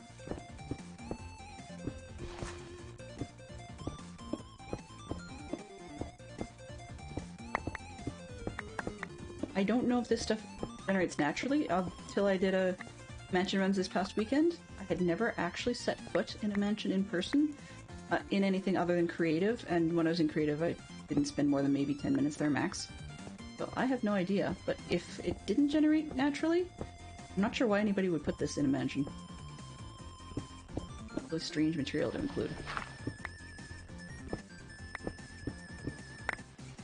Yeah, I'm aware that I'm chopping out underneath myself.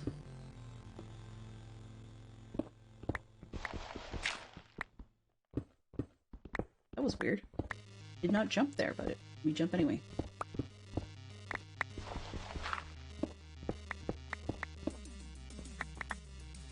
It's a mishmash of stuff. I have a suspicion this is not natural.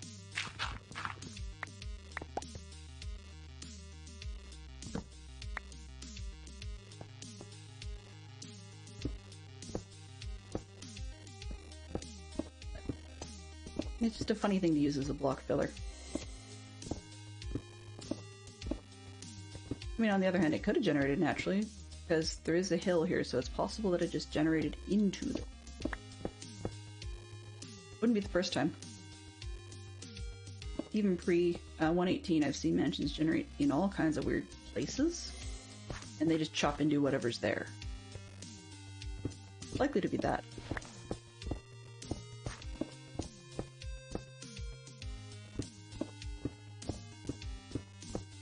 I don't carry a ton of stone to be filling in holes and levels and...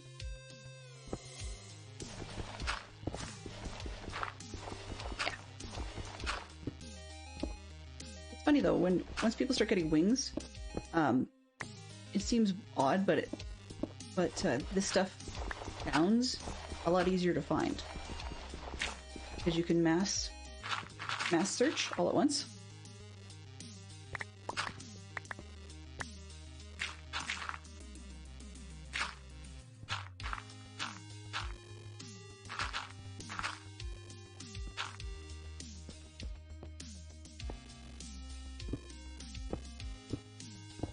Really, I could leave these blobs up, but it would really bother me in terms of like the way floating leaves bother me, because these things will never despawn if I just leave them up.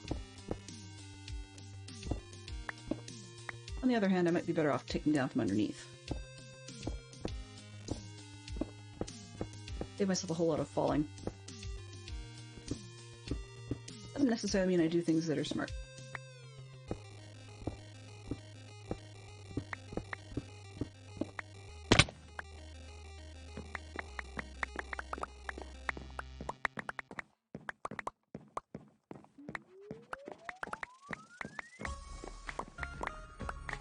These places actually look quite neat inside once you've got the sun filtering through. I like the look of that. Yeah, can't quite reach it from underneath though. I'm kind of jumping.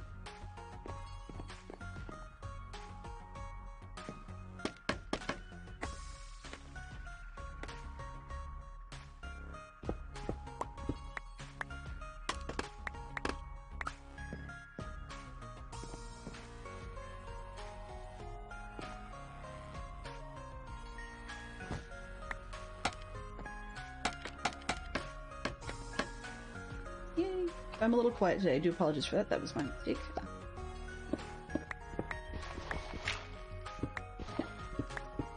Sometimes I just get into it and go and lose the train that I would have thought that I was on, which is probably a good thing when it's random all over the place. Because at least, hey, I'm getting something done this way. So, what do you guys all have on tap for after stream's over? Or what are you currently working on? I do realize I kind of bogart the conversation when we're here, and that's part of a streamer's job, but on the other hand, it's just sometimes wonder what everybody else does during their day. So, mine after stream, we've got a window repair gentleman coming to hopefully replace the window that was smashed up last summer during a big hailstorm. And then I've also got a ton of laundry to do because, of course, camp coming up. We need to make sure that everybody's got maximum accessibility to all their clean laundry so that they can hopefully pack their bags and not have to take a bunch of their stuff with them. Or like, you know, if we don't find out Thursday night, oh, well, I ran out of pants, so I'm not packed. Wow. You know, it's just, nobody wants to do laundry 30,000 times. And the one that's in there laundry-wise right now is actually mine. I have no excuse. None whatsoever.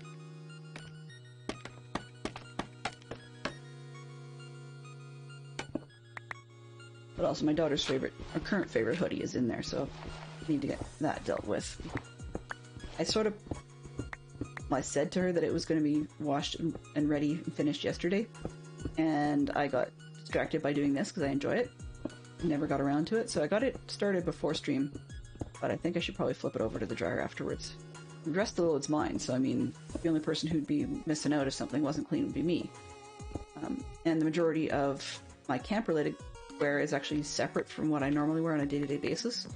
So it's actually sitting in the clean basket after I didn't bother putting it away last month because I knew there was another camp coming up.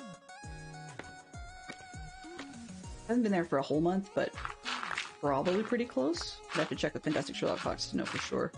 Or I could probably look it up in my task app on my phone.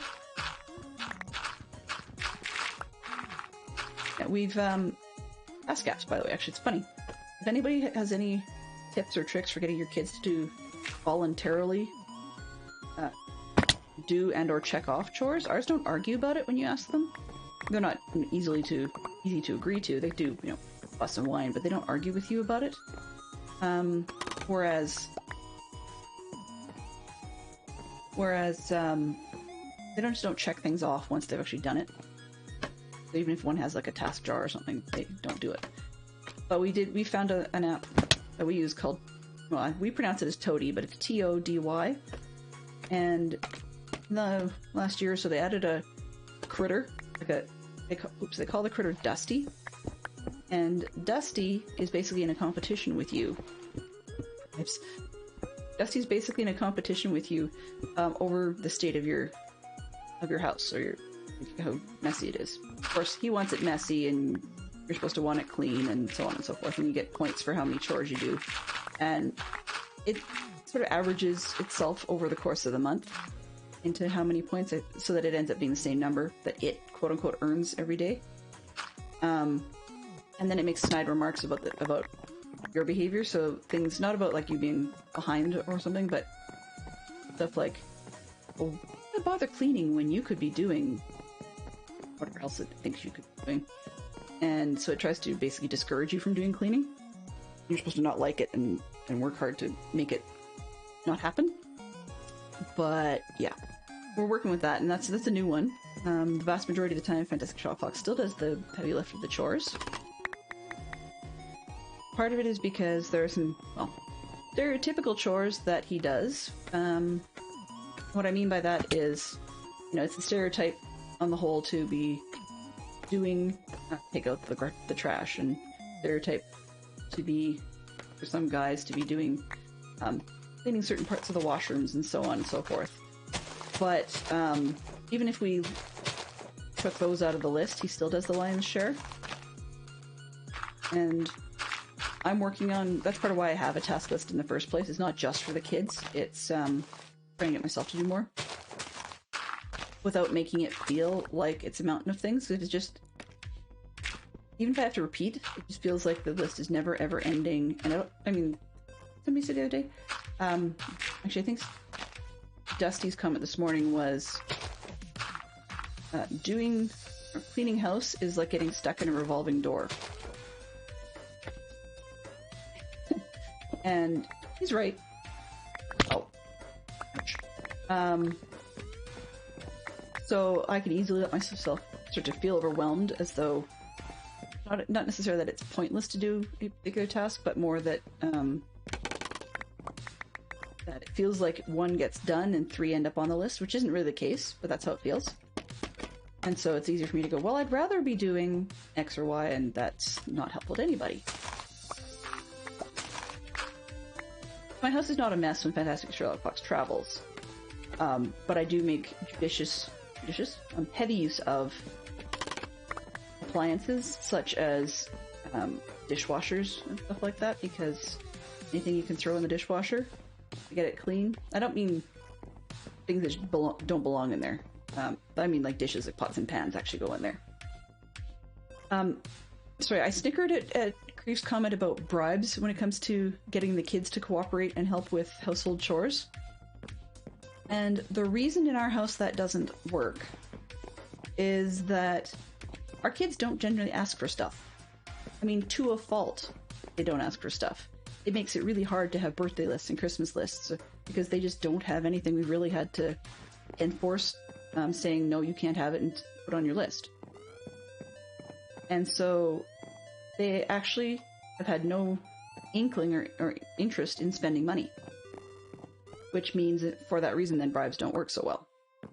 But I mean, it could be bribes on maybe extra computer time, but that just means that there's just some other day they're not doing the chores we want. So I mean, you know, it's like the one half doesn't the other. I suppose.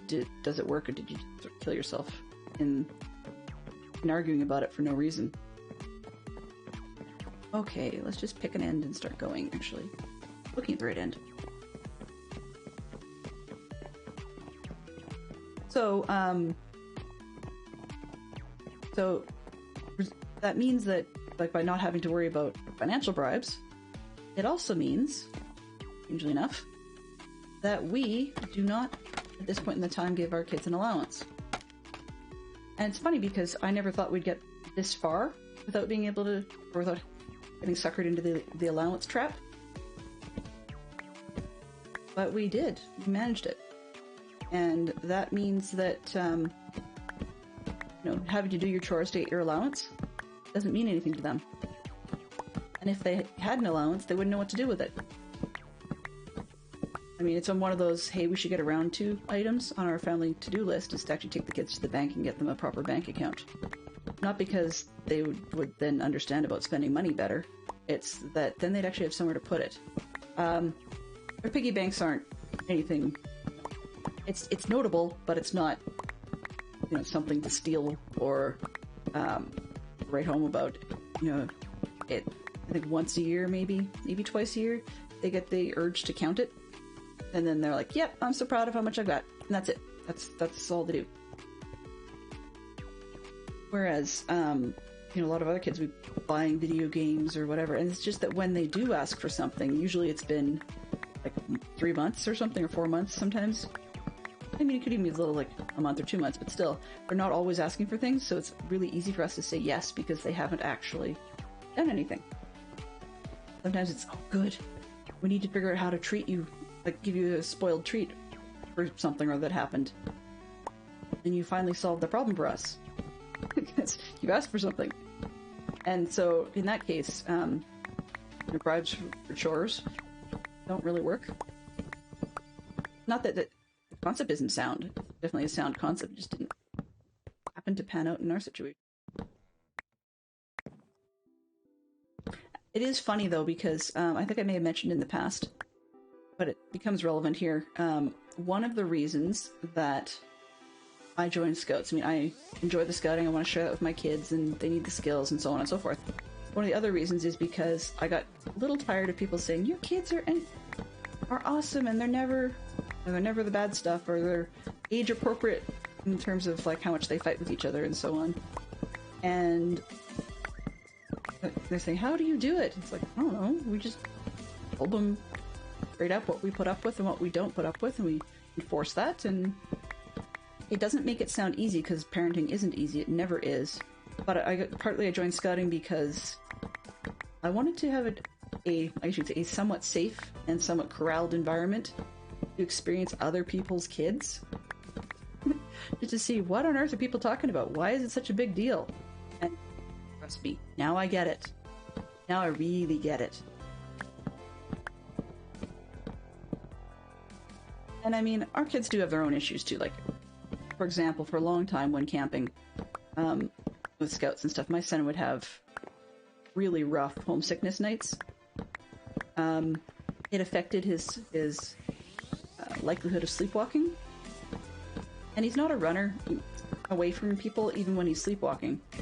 But it just means that he would be thinking so much about home and missing home that he'd be thinking about it so much that then overnight he would somehow get himself convinced he was home.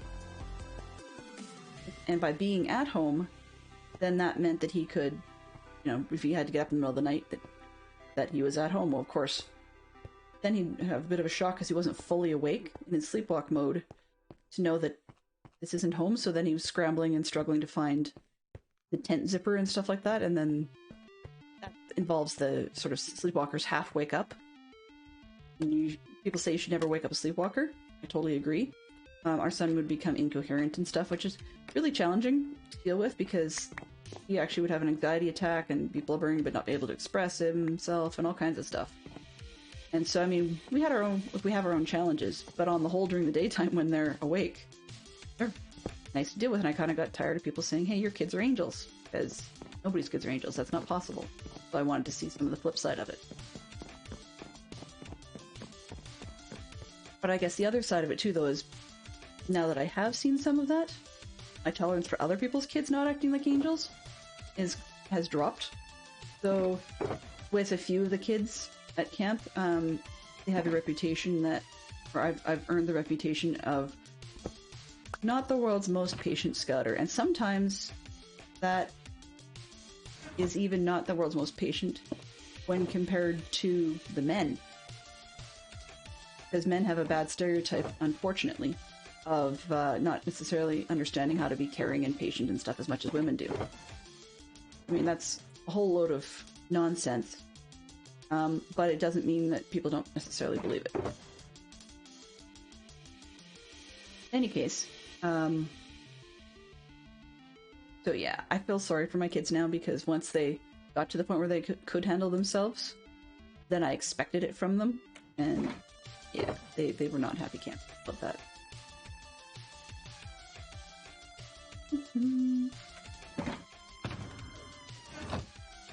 Alright.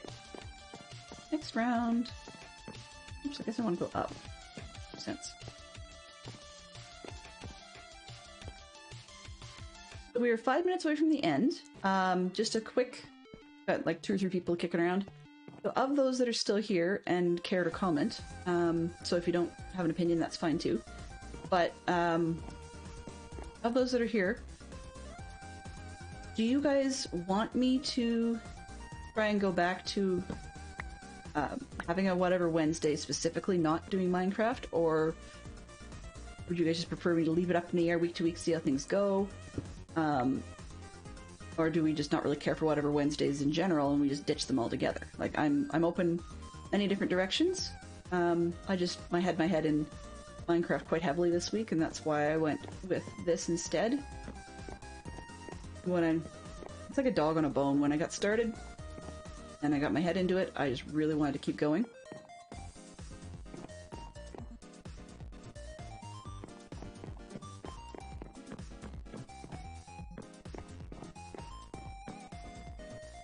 It's totally up to me. I get it.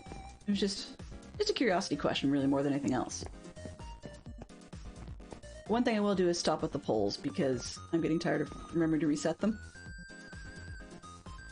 If I feel like playing something else, I'll save it till Wednesdays. If I feel like just playing Minecraft, then I'll just keep on playing Minecraft. I think that's probably what I'm going to do from here on in. I mean, technically I could actually don't even have to save it till Wednesdays. It'll be a whatever works session. And then that could be any day of the week. And that allows me to hyper-focus. So, yeah.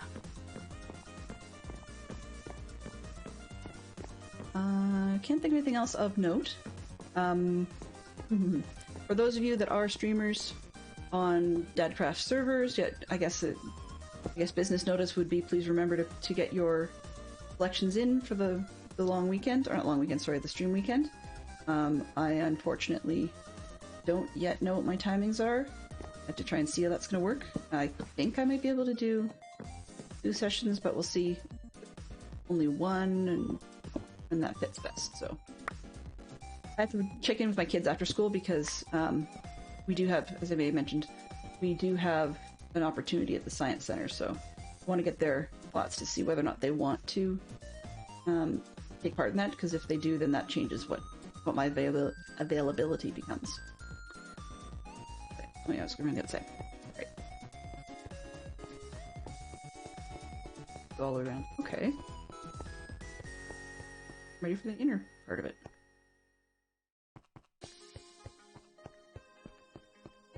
But yeah. I guess the other thing too is by doing just Minecraft for a few weeks, it means I'm more likely to have the materials I need for the stream weekend. because I don't know how much I'll be getting done on the weekend surrounding Easter. Just people host dinners and stuff in our family, so it gets a little crazy. But I really want to do some train work on the weekend of the stream toward the end of the month, and that's going to take a bit more prepping. I'm having trouble deciding whether I need to try and fight for some lapis, or whether I want to just go with concrete. And I'm leaning concrete right now, not because it's cheaper, but because the model I saw that I'll be working with is it looked a little too shiny. I mean, yeah, I get that people want polished, shiny trains, but it just looked a little too shiny to me when it was all done in lapis. But there are parts where that might be good. So, the other thing I need to work on still is figuring out what I want to use for materials for the engine, because I haven't even really looked at that one yet. Okay. Murder on the Orient Express. There we go.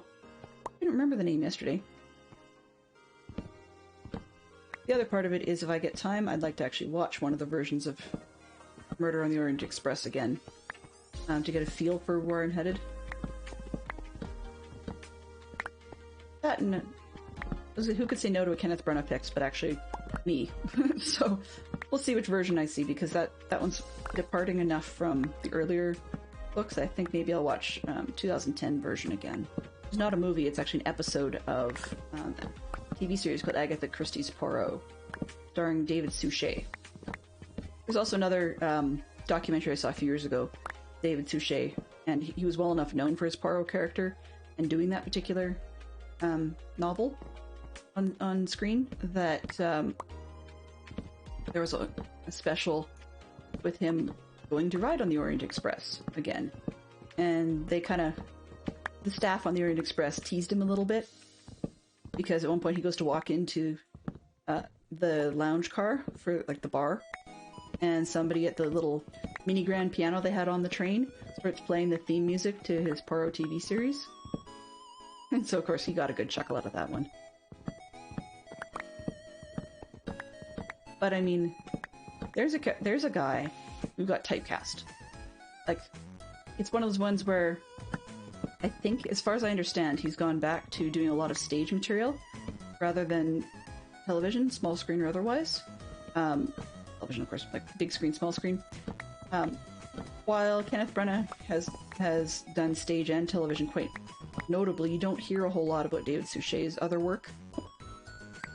And so I suspect he's probably gone back to stage, because people who watch movies and TV don't often hear a lot about stage theater unless they go hunting for that information.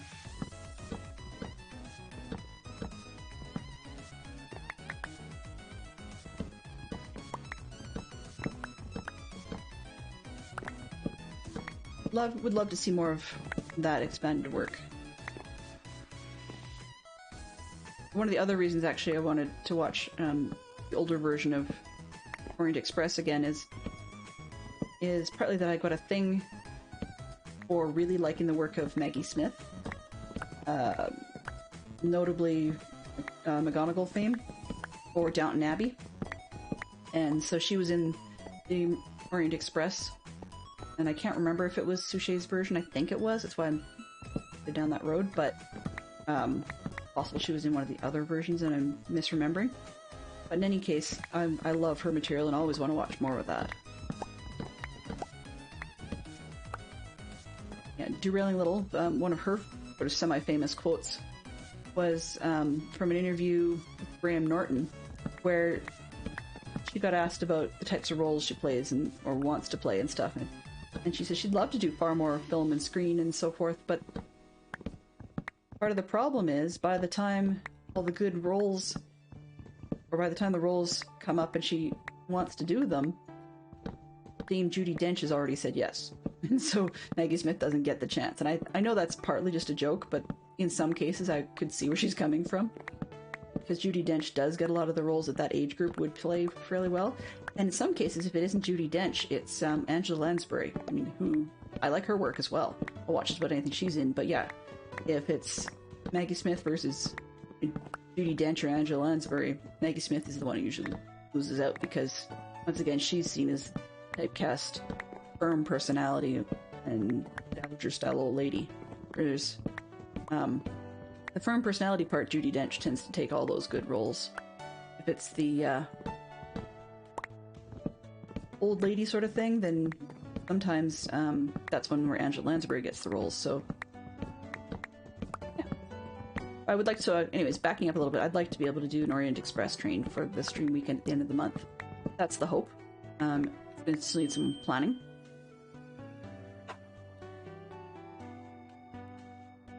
And yeah, that's where we're at. Tomorrow I will definitely be Minecraft. I mean, it's the scheduled Minecraft Thursday.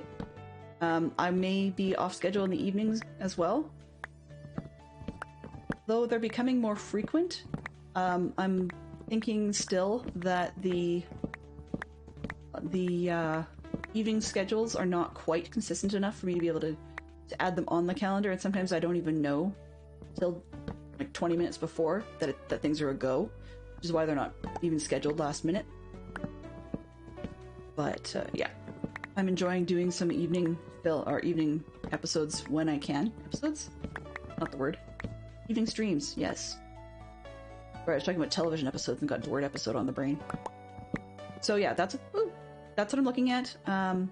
You guys may see me tonight, but I'm officially scheduled back tomorrow, and as you can see, we have some work to do this week. So yeah, I will be seeing you guys again. In the meantime, I will quickly just flip around here. You guys don't need to see the backside. We have a little bit more work to do. There's plenty of the place left. We haven't even got off the top floor. And it almost looks like there's a basement, actually, when you go down the side. It's unusual, but it's the case. Now, let's see. We have... Ooh! For a little bit of a change, I think... we're going to head ourselves actually off to Marble Jade. It's not a huge change, but I was just about to choose Liara, but it does not... The picture I'm looking at, it's hard to tell whether she's playing Minecraft or not.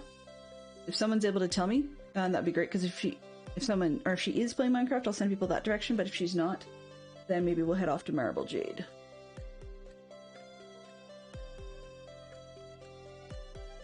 Actually, you know what? Let's just call it. We're gonna do Marble Jade, and wish everybody a great day. Hopefully you have a good one, and we'll see you again later.